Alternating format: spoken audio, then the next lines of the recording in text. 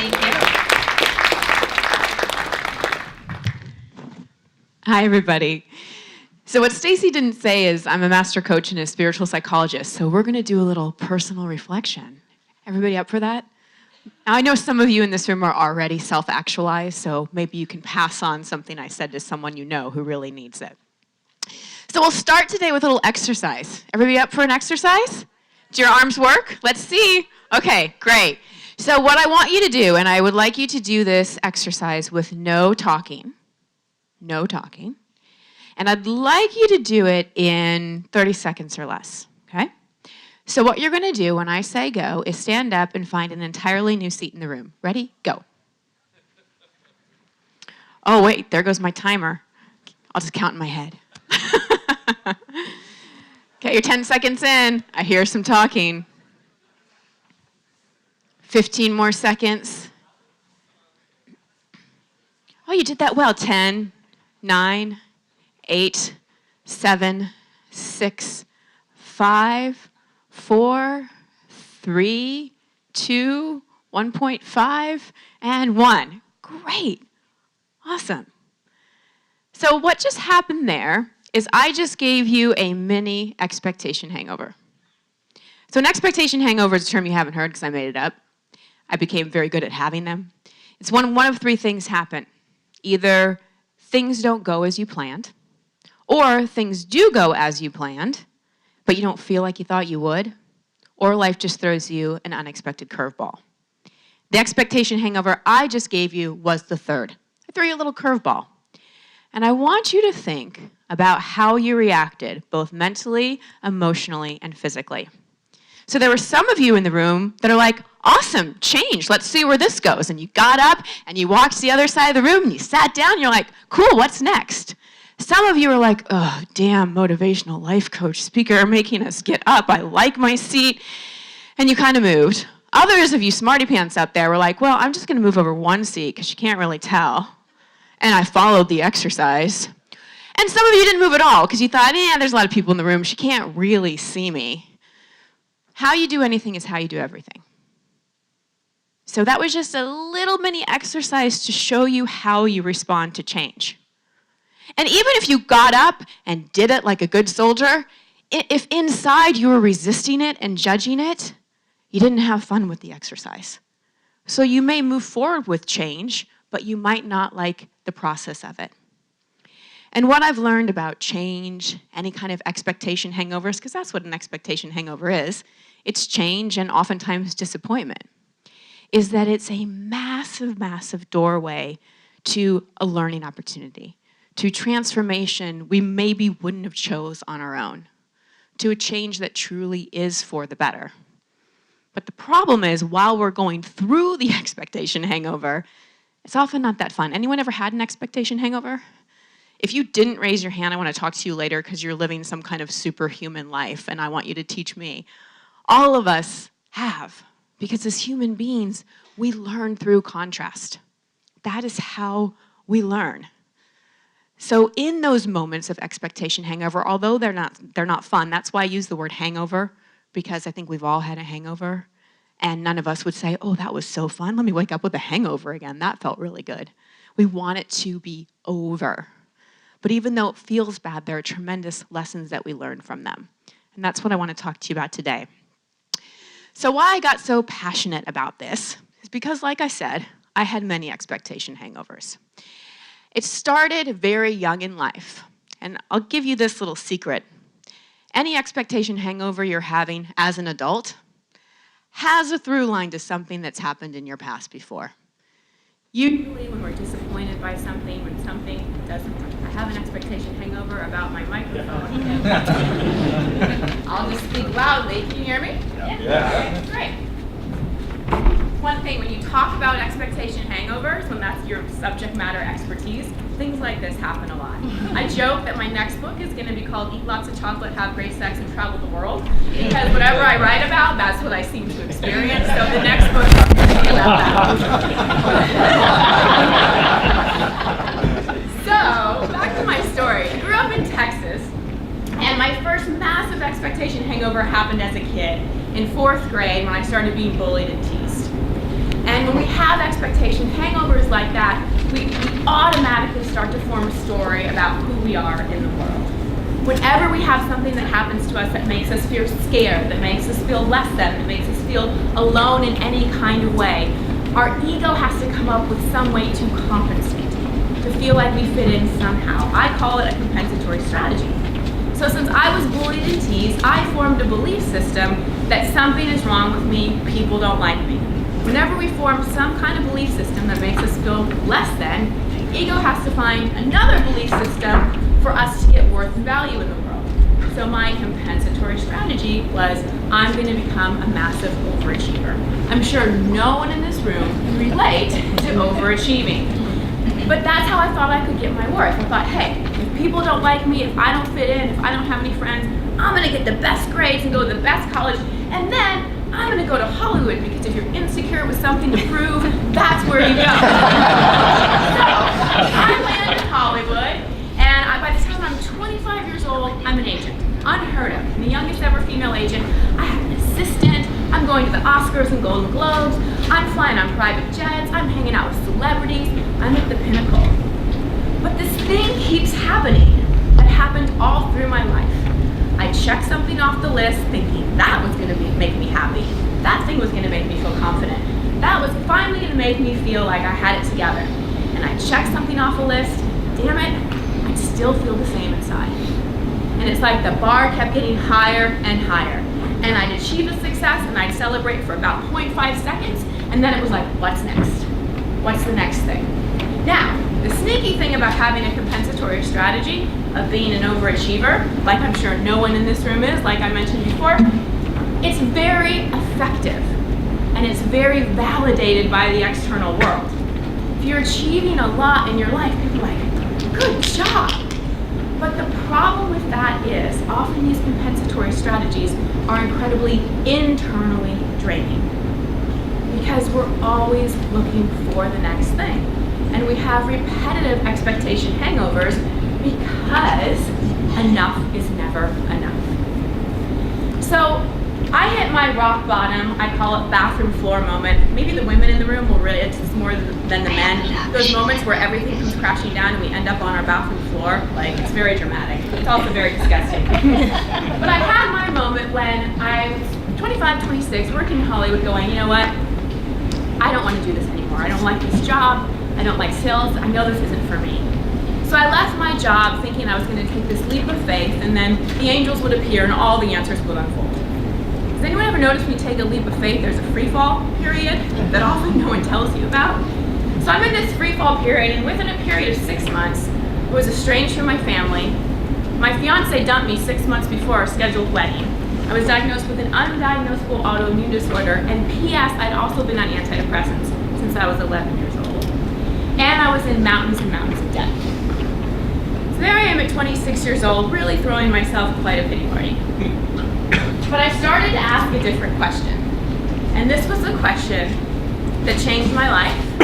And this is the question that I invite you to ask yourself the next time an expectation hangover comes your way. You may be tempted to ask, why is this happening? You may be tempted to ask, how can I fix this? But the question to really ask instead is, what am I learning? Because life is not here to punish you. It's not here to punish any of us. It's truly here to teach us. But those of us who like control, who like to just kind of puppeteer all aspects of our life, really don't like it when we're thrown into uncertainty. And so we want to know, why is this happening? How can I fix this? But if we ask instead, what am I learning? And we don't wait for the answer to just drop in immediately, that's when true transformation can occur. Most clients don't come to me and say, you know what, my life is super great, relationships on point, career kicking ass, feel great about myself. I just thought I'd hire a life coach so we could chat. They come to me because they've had an expectation hangover. They feel like they've lost control of things. They're faced with massive opportunity. And like I said before, I get excited. I'm like, this is great. And they're like, you're mean. This is not great. I'm like, no, it really is. Because this universal 2x4 that's knocking you out of your sense of control is going to finally have you look at some things that maybe you haven't looked at in your life. And that's the invitation expectation hangovers invite us into. Not always a pleasant one, but an incredibly powerful one. Because it forces us out of our comfort zone. I'm not the first one to tell you that things don't really happen in your comfort zone.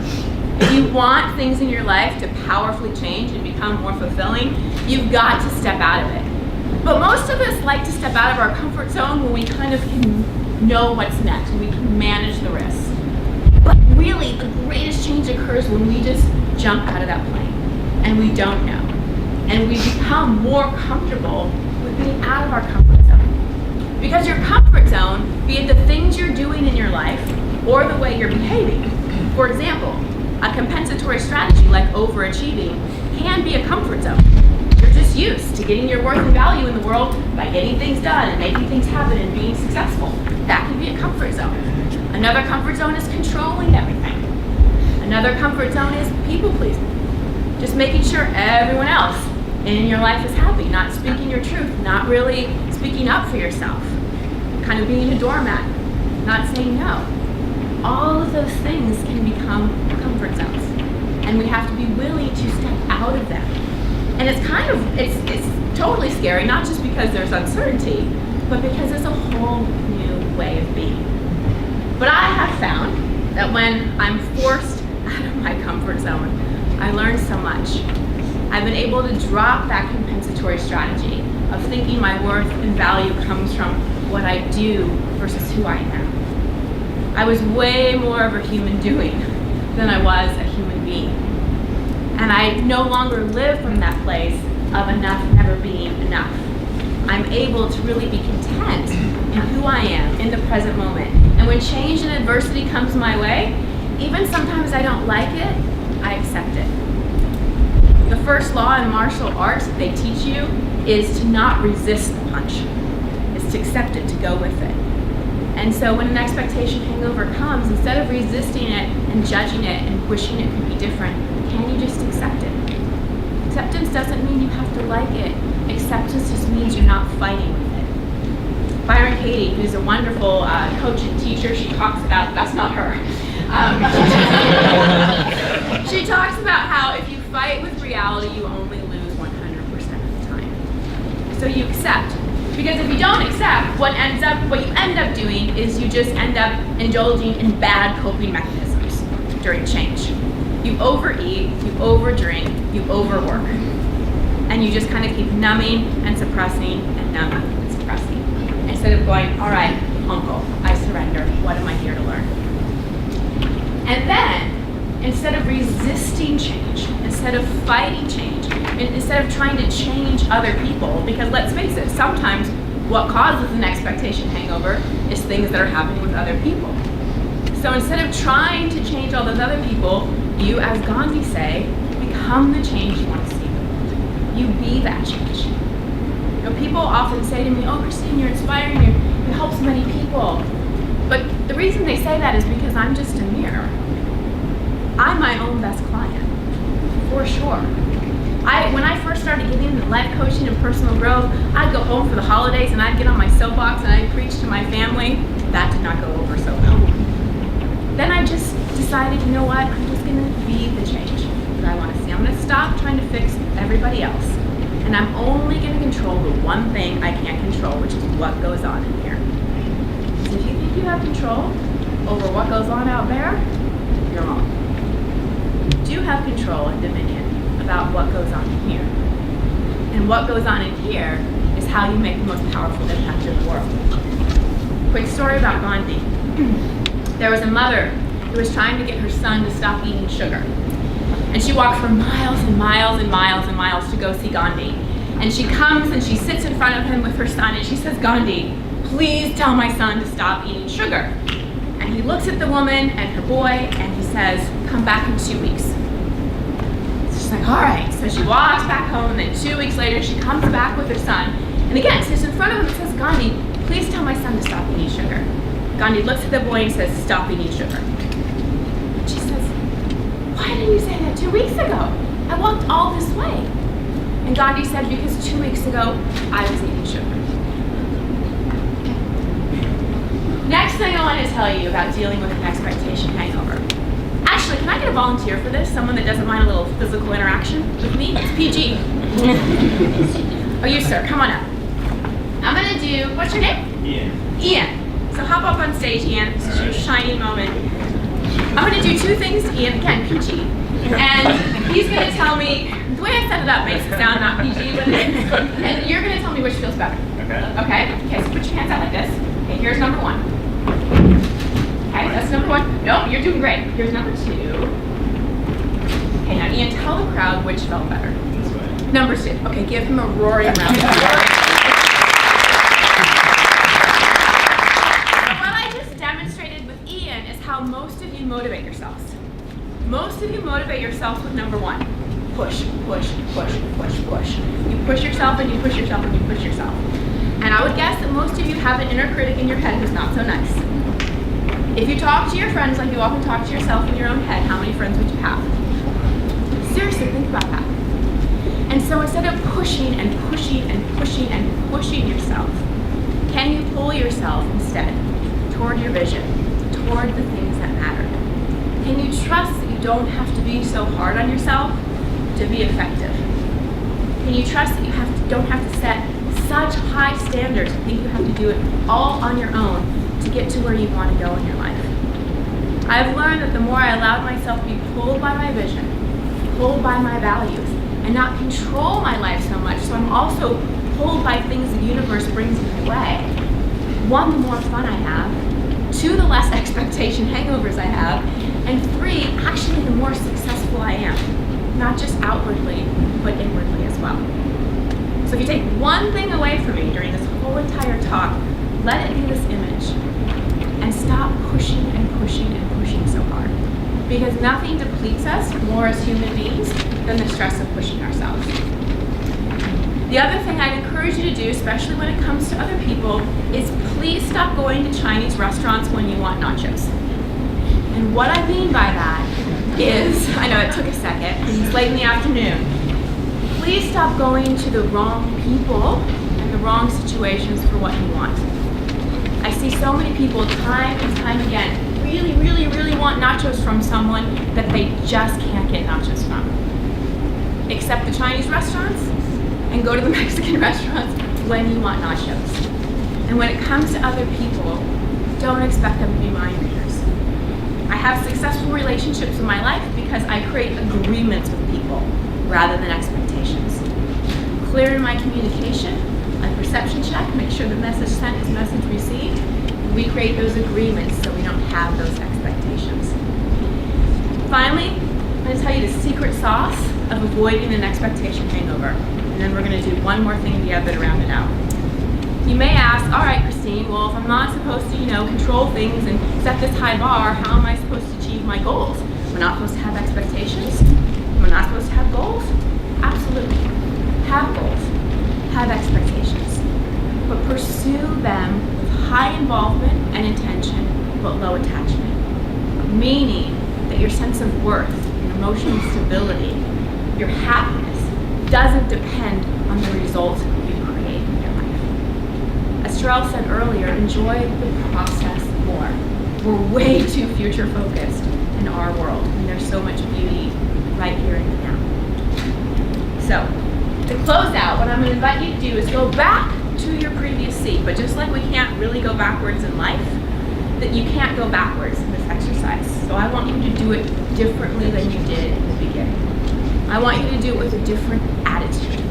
I want you to connect, again, without words, connect with the people that you're walking by. Probably the first time, you were just hunting for your seat. And that's what we as human beings, especially goal-driven human beings, are do. We're just like, okay, I've got a goal, I gotta get it. Don't be so focused on the result.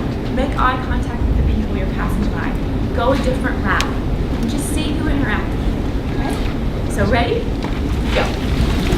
And do it quietly again. Catch your face. Take care of your seat. Yes. Hi, I'm Shayna. Okay, about 30 more seconds. Back to your seats. Lots of smiles and handshakes. That's a big sign. You're back.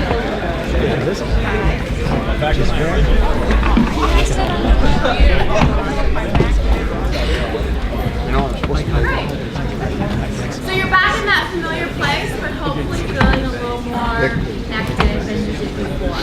And I know you all lead very, very busy lives in the world, but please, please, please, don't forget to connect. Really spend time with the people that matter most to you. Be present, because all we have is now. And really, really be grateful, because life will throw you curveballs, but the more you can focus on what is working in your life, the more you have in your life.